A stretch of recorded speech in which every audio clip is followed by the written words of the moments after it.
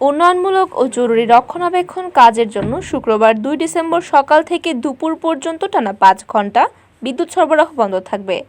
বিদ্যুৎ উন্নয়ন বোর্ড বিক্রয় ও বিতরণ বিভাগ 1-এর পক্ষ থেকে বুধবার 30 নভেম্বর সন্ধ্যায় এক বিজ্ঞপ্তিতে বিষয়টি জানানো হয়। বিজ্ঞপ্তিতে বলা হয়, ইলেকট্রিক সাপ্লাই রোড, রায় হোসেন গলি, বড় বাজার, দারুস সালাম মাদ্রাসা রোড, খাসদবির, মজুমদারি, সৈয়দ মুগনি, চৌকিদেখি, বাঁশবাড়ি, বাদাম বাগিচা, লেচু বাগান, পীর মহল্লা, পূর্ব ও পশ্চিম, হাউজিং এস্টেট, জালালাবাদ আয়ে, আম্বরখানা, ঘূর্ণি আয়ে, দরগা মহল্লা, চৌহাট্টা, জিন্দাবাজার, বন্দর বাজার, পুরান লেন,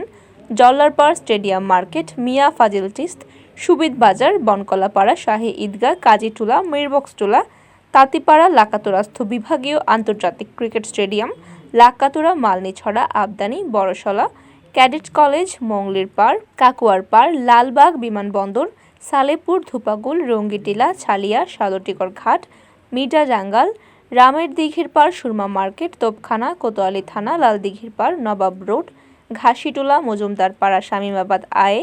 কানিশাইল, বেতের বাজার, কলাপাড়া, টিকরপাড়া, শেখঘাট, কিন ব্রিজ, কাজীর বাজার, তেলিহাওর, তালতলা, মেডিকেল রোড, কাদলশাহ, ভাতালিয়া, কুয়ারপাড়, লামাবাজার, রিকাবি বাজার, মধু শহীদ, মুন্সিপাড়া,